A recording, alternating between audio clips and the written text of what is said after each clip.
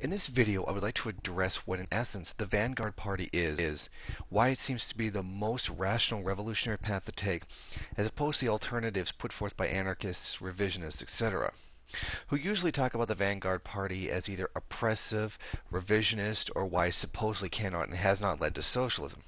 Hereby I'll address the slanders, arguments, etc.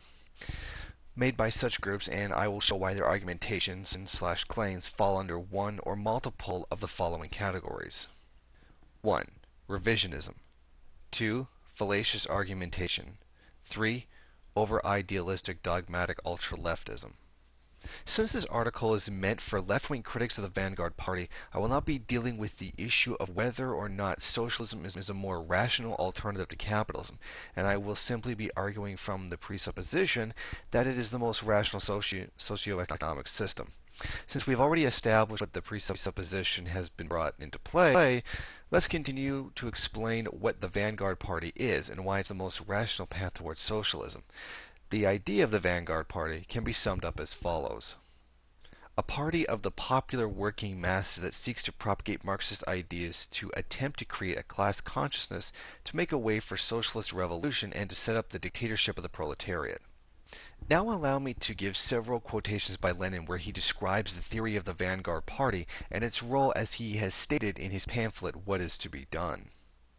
At this point, we wish to state only that the role of the vanguard fighter can be fulfilled only by a party that is guided by the most advanced theory.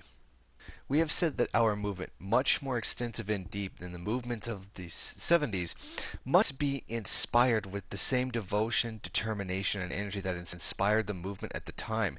Indeed, no one, we think, has until now doubted the strength of the present-day movement lies in the awakening of the masses, principally the industrial proletariat, and that its weakness lies in the lack of consciousness and initiative among the revolutionary leaders. We have said that there could not have been social democratic consciousness among the workers. It would have to be brought to them from without. The history of all countries shows that the working class, exclusively by its own effort, is able to develop only trade union consciousness, i.e. the conviction that it is necessary to combine in unions, fight the employers, and strive to compel the government to pass necessary labor regulations, etc. The theory of socialism, however, grew out of the philosophical, historic, and economic theories elaborated by educated representatives of the propertied classes, by intellectuals. By their social status, the founders of modern scientific socialism, Marx and Engels, themselves belonged to the bourgeois intelligentsia. In the very same way, in Russia, the theoretical doctrine of social democracy arose altogether independently of the spontaneous growth of the working class movement. It arose as a natural and inevitable outcome of the development of thought among revolutionary socialist intelligentsia.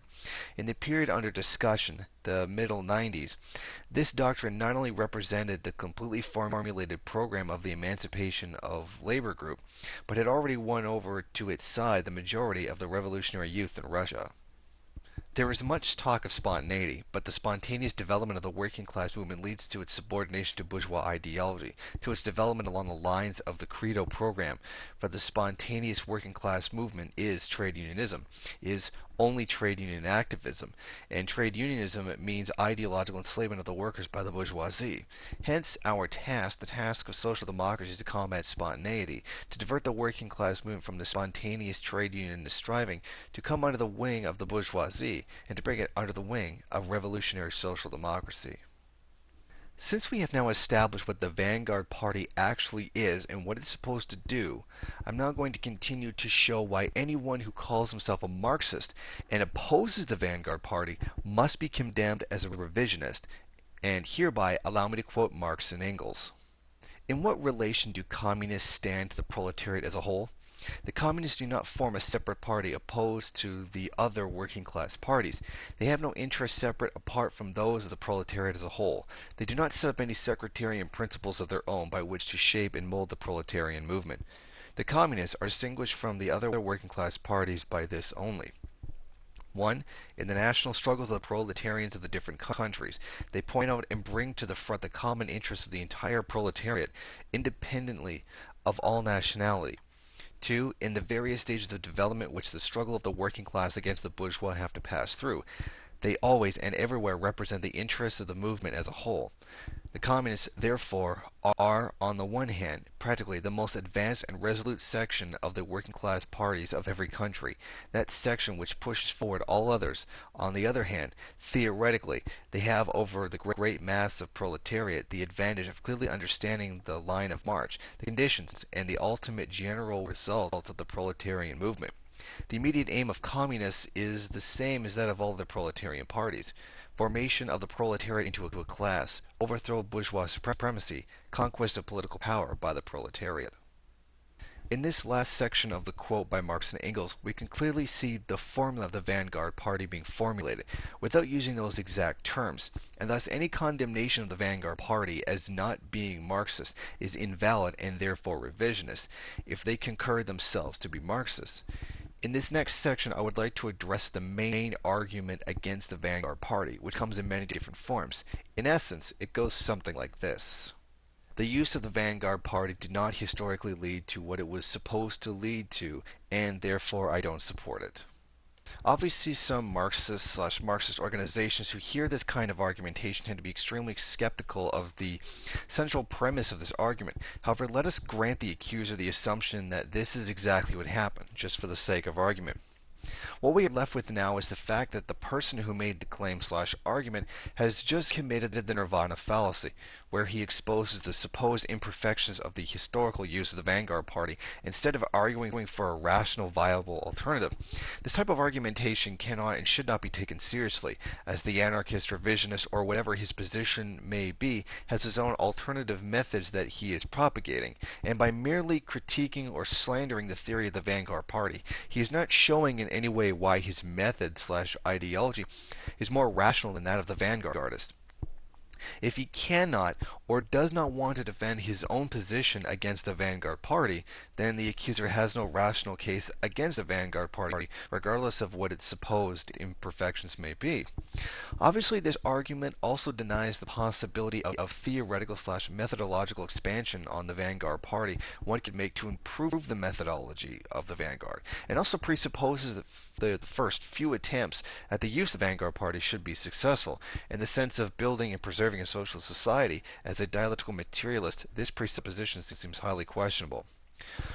One also has to take into account the fact that the only successful revolutions so far were revolutions which were under the leadership of the Vanguard Party, in that all the alternatives proposed either didn't have any successful revolutions, were not able to defend themselves from reactionaries, or did not successfully transform a capitalist state into a socialist one, as those philosophies claim supposedly they could. In addition to this, the revolutions which keep popping up until this very day are all under the leadership of Vanguard Party. For example, the Maoists in Nepal, the Naxalites in India, the FARC in Colombia, and several others, whereas all other left-wing ideologies don't have any active revolutions anymore, which of itself is an argument quite in favor of the Vanguard Party. In this last section, I will actually go into detail of showing how the Vanguard Party has indeed led to socialism, as in contrast to the claims made by people who slander the Vanguard Party, where we have to consider the fact that all the alternatives have not led to socialism for a longer period.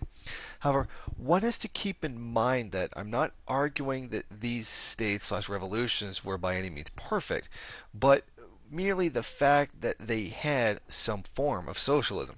However, some people will not be persuaded by what I have to say here, as they have subjected themselves to such a narrow dogmatic definition of the word socialism that anything that slightly deviates from their ultra-specific definition of the word socialism must automatically be rejected as capitalism, much like the dogmatic free market libertarian who has defined capitalism in such a narrow way that any system that has policies that do not reflect their ultra-specific definition of the word capitalism must automatically be rejected as socialism. If the ultra-leftist is not willing to accept the ultra-specific definition of the word capitalism by the free market libertarian, then he should be consistent and also not define socialism in an extremely narrow way. With that said, I would like to continue the actual argument.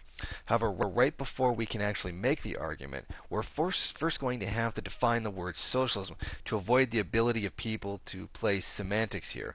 So I'll be giving several different definitions from several different independent dictionaries.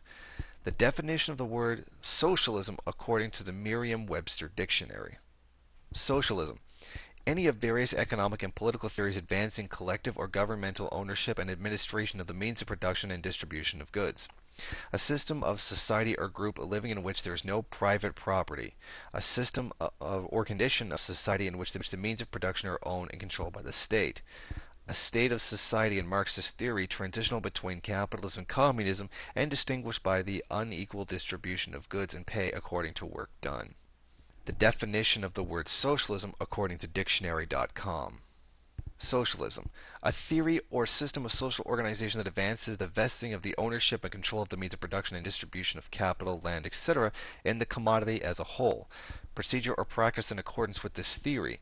In Marxist theory, the stage following capitalism in the transition to a society to communism characterized by the imperfect implementation of collectivist principles. The definition of the word socialism according to the Free Dictionary. Socialism: any of various theories or systems of social organization in which the means of producing and distributing goods is owned collectively or by a centralized government that often plans and controls the economy. The stage in Marxist-Leninist theory intermediate between capitalism and communism in which collective ownership and the economy under the dictatorship of the proletariat has not yet been successfully achieved. In addition to this, I would like to include the criteria for socialism as given by Marx and Engels. Allow me to quote Marx first. In fact, the realm of freedom does not commence until the point is passed where labor, under the compulsion of necessity and of external utility, is required. In the very nature of things, it lies beyond the sphere of material production in the strict meaning of the term, just as the savage must wrestle with nature in order to satisfy his wants, in order to maintain his life and reproduce it, so civilized man has to do it, and he must do it in all forms of society and under all possible modes of production.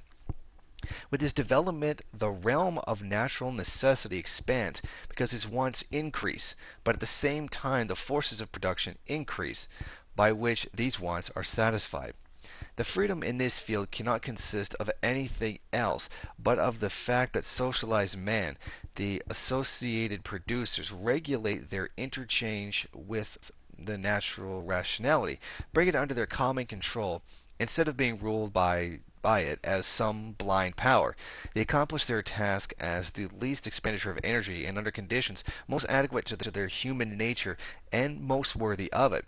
But it always remains a realm of necessity. Beyond it begins that development of human power, which is its own end, the true realm of freedom, which, however, can flourish only upon that realm of necessity as its basis. And subsequently, here's Engels talking about what socialism is according to him. From that time forward, socialism was no longer an accidental discovery of this or that ingenious brain, but the necessary outcome of the struggle between two historically developed classes, the proletariat and the bourgeoisie. Its task was no longer to manufacture a system of society as perfect as possible, but to examine the historical economic succession of events from which these classes and their antagonisms had of necessity sprung, and to discover in economic conditions thus created the means of ending the conflict. So let us proceed to argue on the basis of the consistent definition slash criteria that so far have established that the Vanguard Party did indeed lead to socialism, as in the definition criteria given here. However, since the usual claim by ultra-leftists and revisionists is that the Vanguard Party never led to socialism, all we have to do is show that their position is incorrect, and merely give one example where it did achieve socialism. In this case, I'll take the USSR as an example. As to why the USSR is socialist, according to the Marxist and commonly accepted definition of the word, I would like to direct you to the 1936 Constitution of the USSR. Some people may attempt to argue that the USSR did not follow its constitution, but in that case the burden of proof is on them to show that this was the case, that they didn't follow it. In any event, here is a book that talks about the USSR Constitution as it was implemented, and I will give a link to that source in the description. I would like to conclude this video by proclaiming that all the main arguments against the Vanguard Party have been refuted, and thus I've accomplished exactly what I've said I would seek to accomplish in the beginning of this video, which was showing that all the arguments against the Vanguard Party follow under one or multiple of the following criteria. 1. Revisionism. 2. Fallacious argumentation. 3. Over-idealistic, dogmatic ultra-leftism. On top of that, I gave a few arguments in favor of the Vanguard Party, such as the following arguments. 1. The historical revolutionary success of the Vanguard Party. 2. The fact that the Vanguard Party led to socialism for a longer period as opposed to the alternatives. 3. That the Vanguard Party remains to be the primary revolutionary methodology until this very day. 4. That the alternatives have no contemporary/historical success anywhere.